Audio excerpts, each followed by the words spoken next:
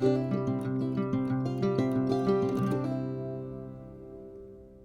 evening, everybody. It's Brian of Brian's Budget Bonsai, and it is Tuesday evening, the 23rd of March, and it's around 9:30 at night, and I have lights, I have power.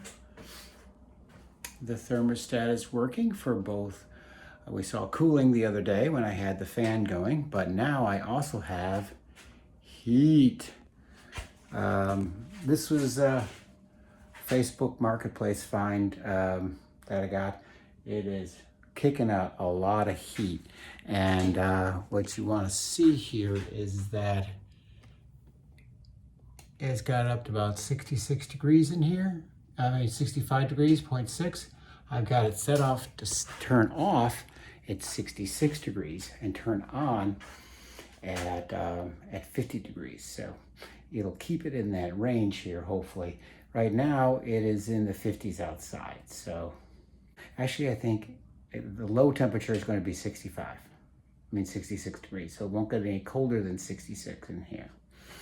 And the heat will turn off once it gets above 2 degrees above that.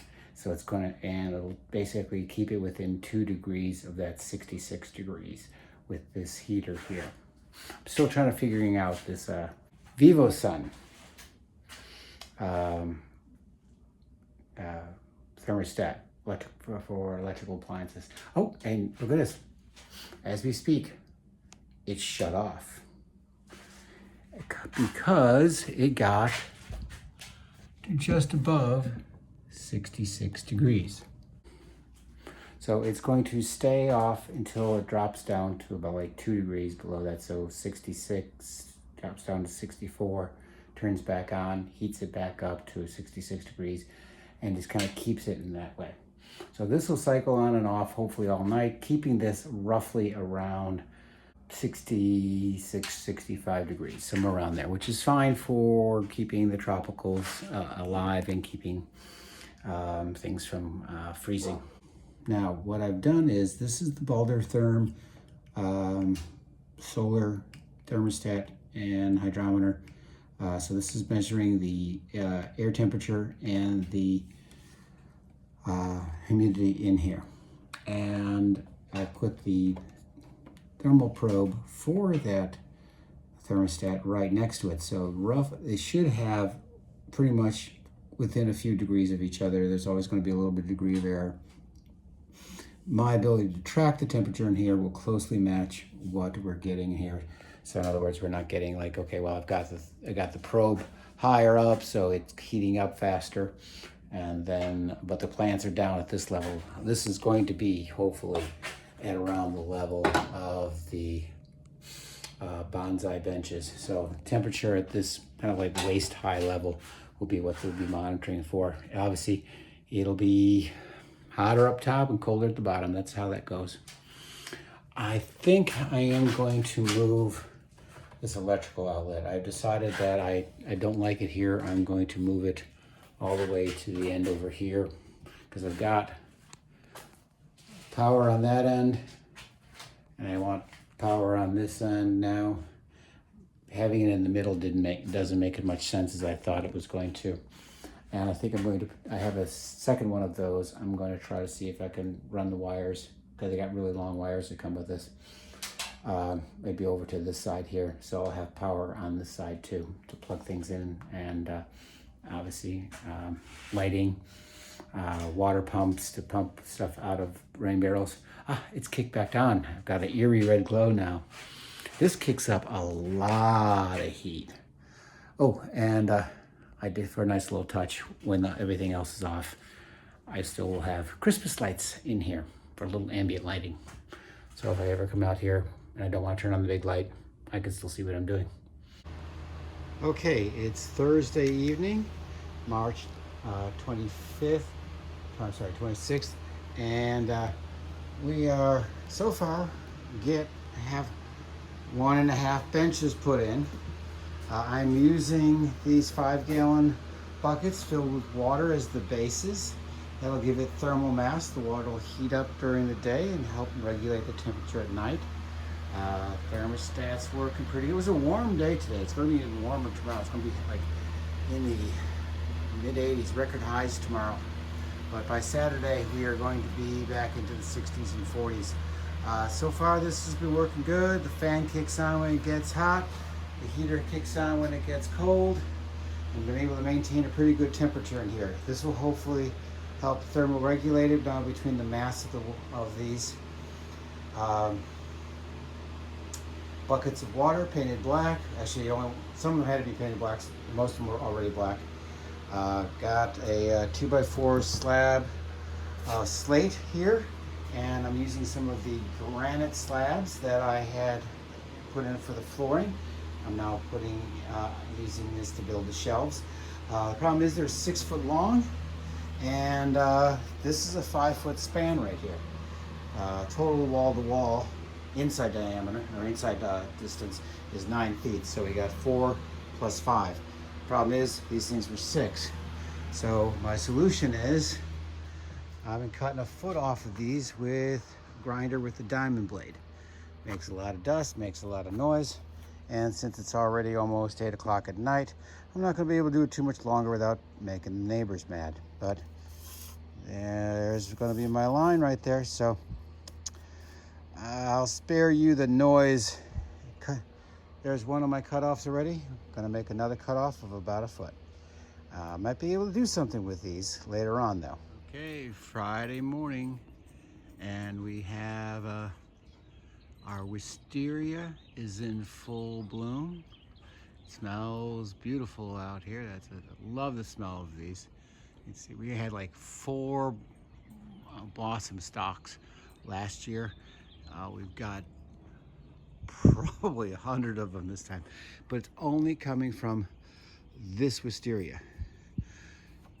This wisteria, you can see, is leafed out, but has never bloomed. So, we'll have to see if it ever decides to bloom. But yeah, and you see in the background, I still have to clear up all this wood that I had from cutting down this tree. Well, partially cutting it down.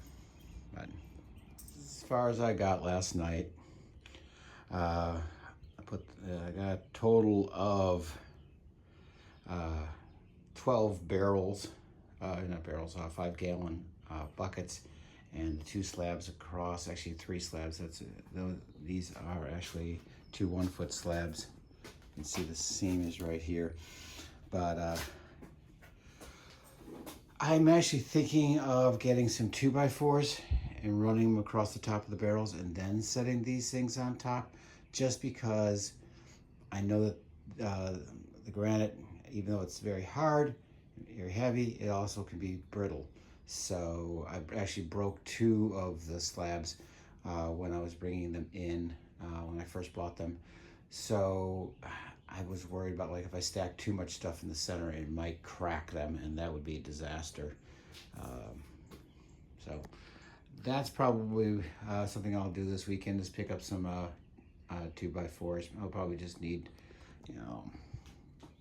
8 or 9 feet of 2x4, one under each side. So, and then we're going to do the same thing on this side, which I have cleared out. So I'm going to do the same on this side, and I also going to put a second layer up here. I'm going to stack single barrels instead of the double barrel lines on there. Have a second layer up there.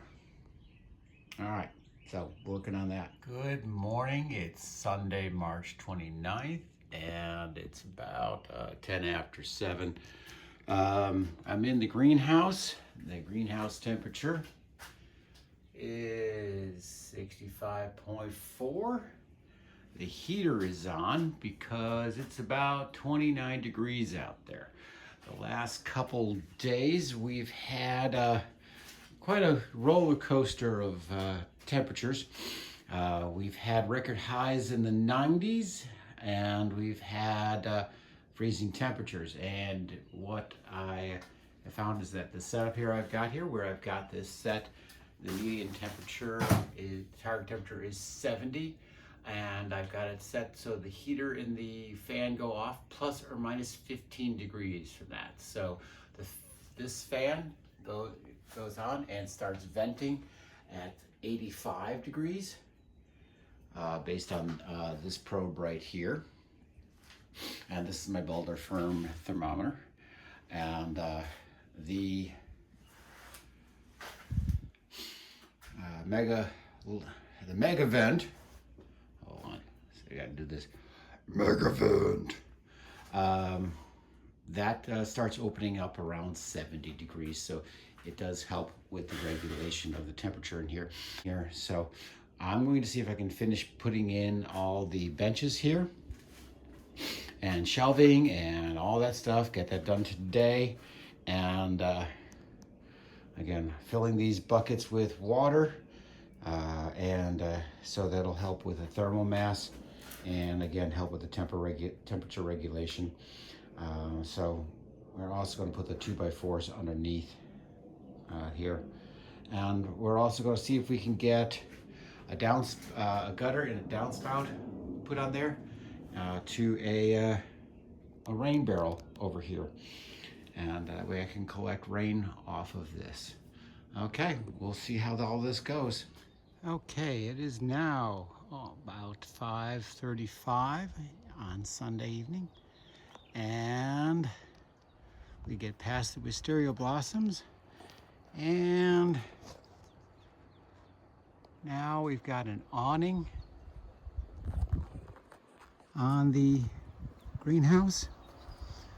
As we go inside, we have a full set of benches here, 2 tiers, and 2 tiers of benches here, granite top benches.